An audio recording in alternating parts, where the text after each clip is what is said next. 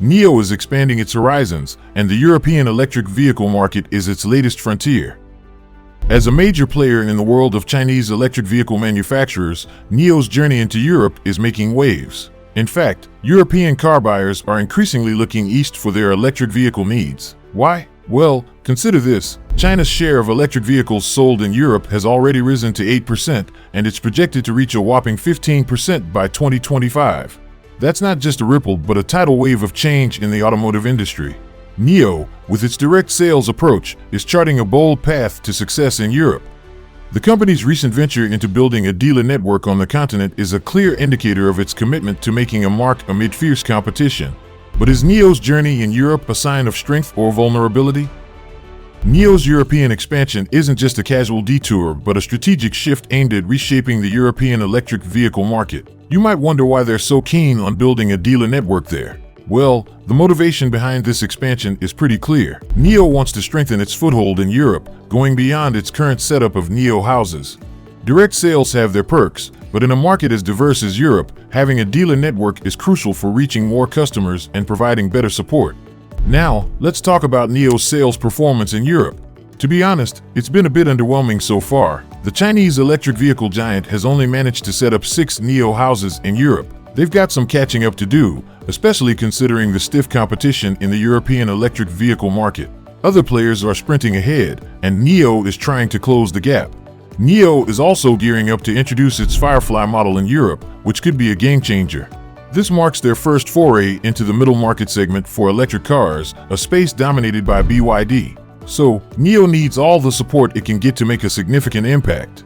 The competitive landscape in Europe is no walk in the park. NIO's challenge is to grow faster than its competitors. While they were the first to dive into the European market, others are hot on their heels, and if NIO can't keep up the pace, they might risk losing ground. In a market where success is measured by total deliveries and market share, NIO needs to rev up its efforts to stay ahead.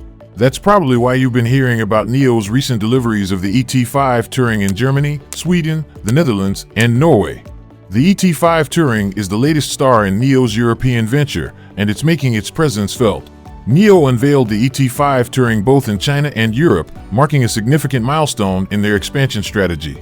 The car debuted in Europe in June, and the response has been pretty remarkable. Customers in these European countries have now received their electric estates, but you might wonder about the price tag. In Germany, for example, the ET5 Touring starts at €59,500 with a 75 kilowatt battery, and it goes up to €68,500 for the 100 kilowatt battery version. However, if you opt for battery rental, you can save a cool €12,000 on the 100 kilowatt version, making it €21,000 cheaper. Now, let's talk specs and features.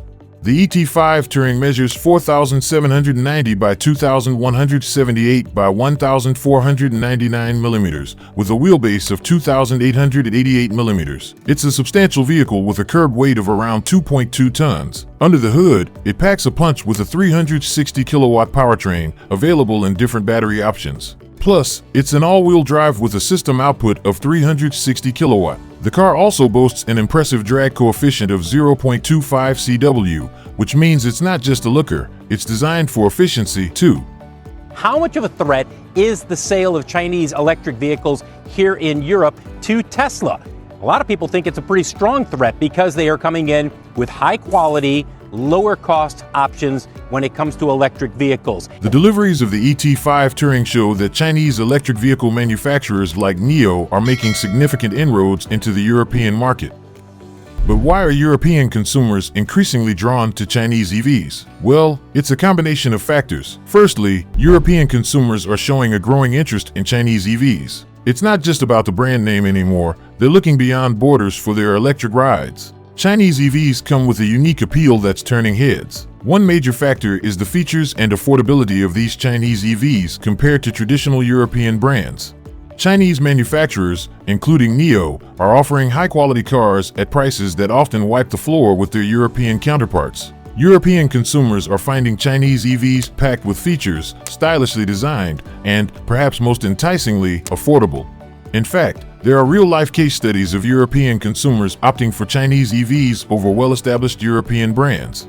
The attraction is undeniable. Take British retiree John Kirkwood, for example, who replaced his Volkswagen with an MG5 station wagon because the price tag was simply unbeatable. European consumers like him are discovering that Chinese EVs are not just competitively priced, but also impressive in terms of performance and features. The ripple effect of Chinese EVs making waves in Europe impacts the European automotive industry. With European markets being flooded with these affordable and feature-rich Chinese EVs, traditional European automakers are now facing stiffer competition. It's a shift shaking up the industry and pushing European brands to adapt and innovate to stay in the race. But before we continue, we want to thank you for watching this far. Now, this is where things get intriguing. The European Union is currently in the midst of an investigation into Chinese electric vehicles, and it's got everyone talking. So, what's the backstory? Well, the EU has launched an investigation that's got Chinese EVs in the crosshairs, with a particular focus on potential import duties. They're scrutinizing Chinese EVs, looking for any hints of unfair competition in the European market. But here's where it gets even more interesting. China isn't taking this investigation lightly. They've expressed strong dissatisfaction and vowed to firmly safeguard Chinese companies' rights.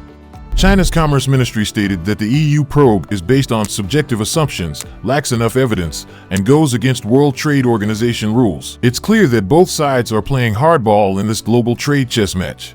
The tension doesn't end there. It's not just about import duties and trade conflicts. It's also about Europe's commitment to green technology. The European Union is determined to push for a greener future, and this investigation plays a significant role in that vision. On one hand, there's a drive to promote sustainable electric mobility. On the other, there's the pressure to ensure a level playing field in global trade. It's a complex balancing act. But what's the real impact of this investigation? Well, it's a double-edged sword.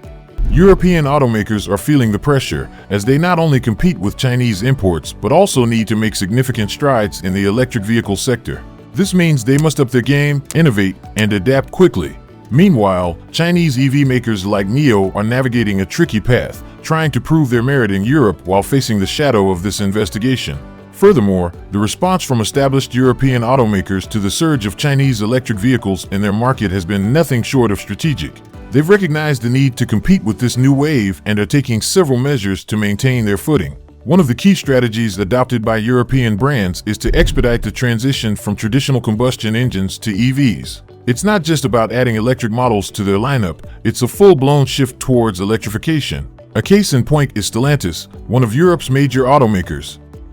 They're tackling what they call the Chinese invasion head-on with a new approach. Stellantis is rolling out the Citroën EC3, a compact and affordable electric vehicle that aims to counter the growing presence of Chinese EVs in Europe. It clearly indicates that established brands are willing to embrace change to stay competitive. But the transition isn't without its challenges. It requires a massive overhaul of traditional manufacturing processes and workforce adaptation. Unions and workers play a crucial role in this transition. They need to be on board with the shift to EVs, which often means retraining and adapting to new technologies. So, what's making Chinese EV makers so successful in Europe? Well, it's a combination of factors. Firstly, lower import tariffs for Chinese EVs in Europe give them a competitive edge. Secondly, the EU's strict emissions rules favor the adoption of EVs, and Chinese manufacturers are well prepared to meet these standards. Additionally, the simplicity and efficiency of EV production make it easier for Chinese companies to roll out quality electric vehicles at competitive prices. Not to forget their unique marketing and design strategies that appeal to European consumers. Now, looking at NIO's outlook in the European market, they have ambitious goals. NIO aims to break even and compete head-to-head with industry giants like Tesla. They're eyeing a 20% gross margin, which they believe is sustainable in the long term. Their short-term targets involve returning to a two-digit margin in the third quarter and further improvements in the fourth quarter. However, NIO is not without its challenges. Maintaining a competitive edge in the fast-evolving EV market is no walk in the park. The competition is fierce, and NIO must continue to innovate, adapt, and expand its footprint in Europe to stay ahead. In the grand scheme of things, NIO's contribution goes beyond market share. It's a part of the global shift towards sustainable transportation. The implications of these developments go beyond NIO and even Europe. It's a transformative period for the entire automotive industry. So, how will this dynamic play out in the global EV market, and what changes will we witness next? Join the conversation in the comments below, and while you're at it, make sure to smash the like and subscribe buttons down below. Additionally, if you want to know more about NIO in Europe, I highly recommend watching this amazing video. Simply click this video right here. Thank you for tuning in and stay tuned for more exciting content in the future.